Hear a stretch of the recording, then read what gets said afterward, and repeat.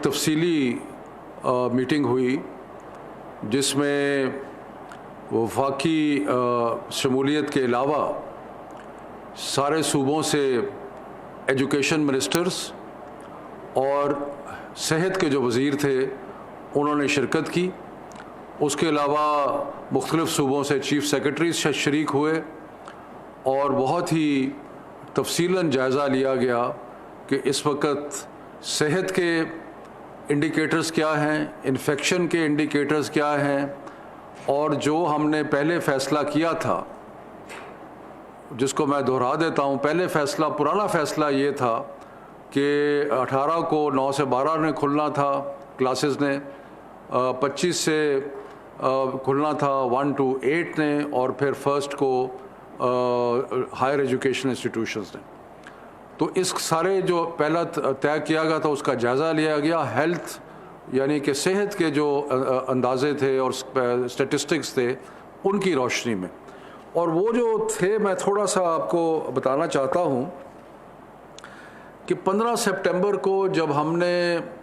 फ़ैसला किया था कि सारे तालीमी इदारे जो हैं वो खोल दिए जाएं, तो उस वक़्त जो इन्फेक्शन यानी कि जो बीमारी का लगने का पॉजिटिविटी थी, यानी कि जो रेट था इन्फेक्शन का, वो 1.9 के करीब था। क्रिटिकल पेशेंट जो थे सारे मुल्क में वो 570 के करीब थे, और जो रोज़ अमवात हो रही थी वो 5 थी, और जो रोज़ के केसेस आ रहे थे वो तकरीबन 600 के करीब थे। फिर जब हमने 26 नवंबर को ये फ़ैसला किया कि तालीमी इदारे बंद कर दिए जाएं, तो उस वक़्त 1.9 से बढ़ के जो पॉजिटिविटी रेट था वो 7.14 पे चला गया था, यानी कि इतना ज़्यादा आगे बढ़ गया था। जो क्रिटिकल पेशेंट्स थे वो 570 के करीब से तकरीबन 1958 हो गए थे, और जो रोज़मर्रा की अमवात थी वो 5 से बढ़कर 46 हो गई थी, और जो रोज़ के केसेस थे वो 600 से 3000 तक पहुंच गए थे। उसके बाद हमने जब ये सूरत हाल नज़र आई तो हमने तालीमी इदारे बंद किए, क्योंकि हमें सेहत के जो हमारे अकाबरीन हैं, डॉक्टर्स हैं, उन सब ने ये बताया कि स्कूल बंद होने का या तालीमी इदारे बंद होने का एक वाज़े असर जो है वो इन्फेक्शन रेट पे पड़ता है।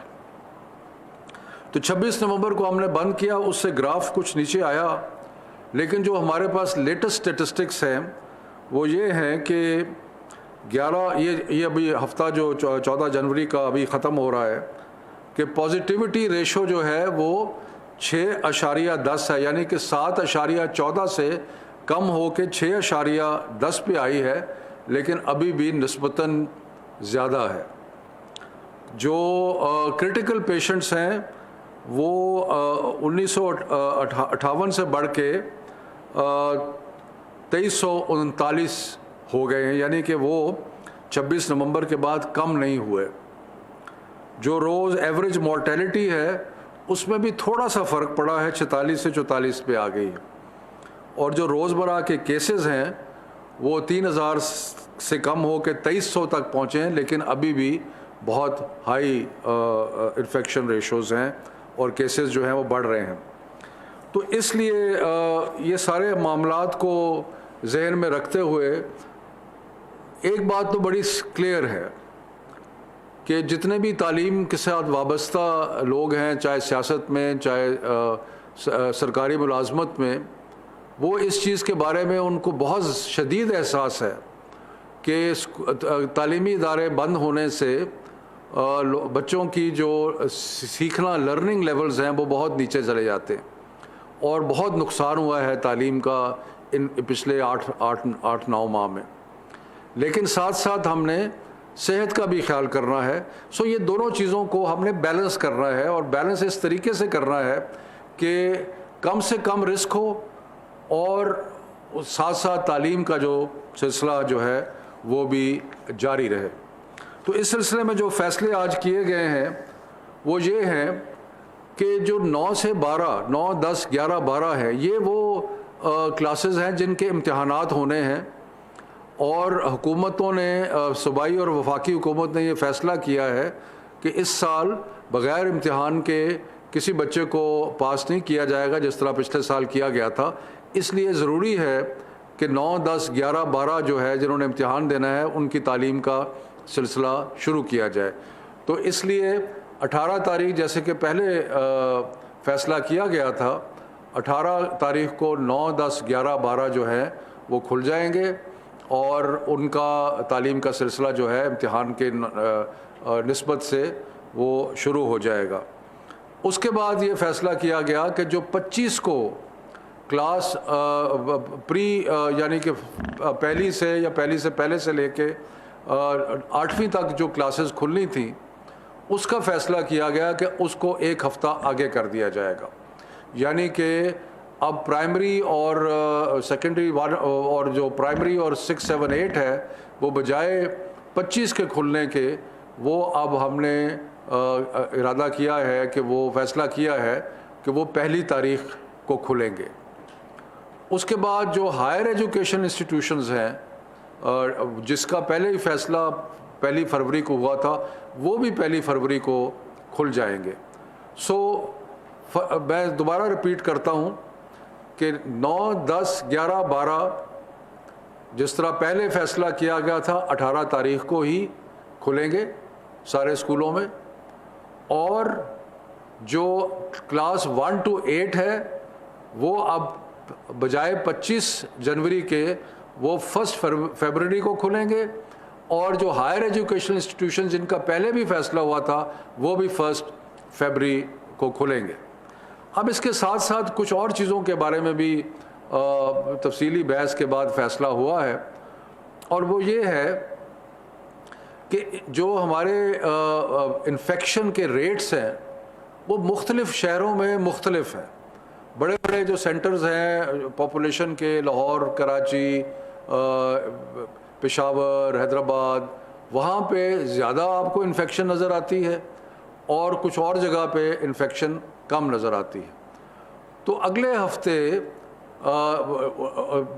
9, 10, 11, 12 तो खुल जाएंगे, लेकिन अगले हफ्ते national command and operation centre में हम सारे डेटा का दोबारा स्टडी करेंगे और इस चीज़ पे गौर किया जाएगा कि 1 तारीख को क्या वो शहर जहाँ पे इन्फेक्शन रेट बहुत ज़्यादा है क्या उनको अभी ना खोला जाए। तो ये चीज़ जो है यानी कि एक स्मार्ट अप्रोच कह लें या टारगेटेड अप्रोच कह लें, उसके बारे में गौर होगा कि अभी तो ये फ़ैसला है ना कि 9, 10, 11, 12 तो सारे पाकिस्तान में खुल रहे हैं, लेकिन 1 तारीख को क्योंकि प्राइमरी बच्चों ने आना है और सेकेंडरी और हायर एजुकेशन ने आना है, तो उससे पहले ये देखा जाएगा कि शहरों के अंदर इन्फेक्शन कितनी है और उसका हिसाब किताब लगा के कोई पॉलिसी जो है वो अगले हफ्ते की जाएगी। ये मुमकिन है, ऐसा फ़ैसला तो नहीं है, लेकिन मुमकिन है कि अगर किसी शहर में इन्फेक्शन रेट बहुत ज़्यादा है तो वहाँ पे तालीमी इदारे जो है ना खोले जाएं, लेकिन जो बाकी जगह या बाकी अजला है वहाँ पे खोल दिए जाएं। सो एक तो ये है। दूसरी चीज़ जिसके बारे में अगले हफ्ते हमने फ़ैसला करना है कि जहाँ जहाँ बंदिश होती है वहाँ पे जो पहले एक फ़ैसला किया गया था कि हफ्ते में 1 दिन बच्चे आएँ और आके अपना होमवर्क जो है वो स्कूल से लेके चले जाएं, तो क्या ये सिलसिला जो है इसको भी हम किसी तरीके से जारी रख सकते हैं या नहीं जारी रख सकते। मैं एक आखिरी दफ़ा सारे फ़ैसले दोबारा दोहराता हूँ कि 9, 10, 11, 12, 18 तारीख को गुज़श्ता फ़ैसले के मुताबिक 18 तारीख को खुलेंगे, यानी कि सारे स्कूल्स या इंटरमीडिएट कॉलेजेस जहाँ पे 9, 10, 11, 12 की क्लासेस हैं वो खुल जाएंगे। उसके बाद जो 25 को खुलने थे प्राइमरी वो नहीं खुलेंगे, क्लास 1 to 8 जो है वो 1 तारीख को खुलेंगे, और हायर एजुकेशन इंस्टीट्यूशंस जैसे कि पहले फ़ैसला हो चुका है वो भी 1 तारीख को खुलेंगे। अगले हफ्ते मज़ीद जायज़ा लिया जाएगा नेशनल कमांड ऑपरेशन सेंटर में, और उसमें हम ख़ास तौर पे देखेंगे कि शहरों में जो वबा की फैलाव है उसका तज्ज़िया और अंदाज़ा जो है वो लगाया जाएगा।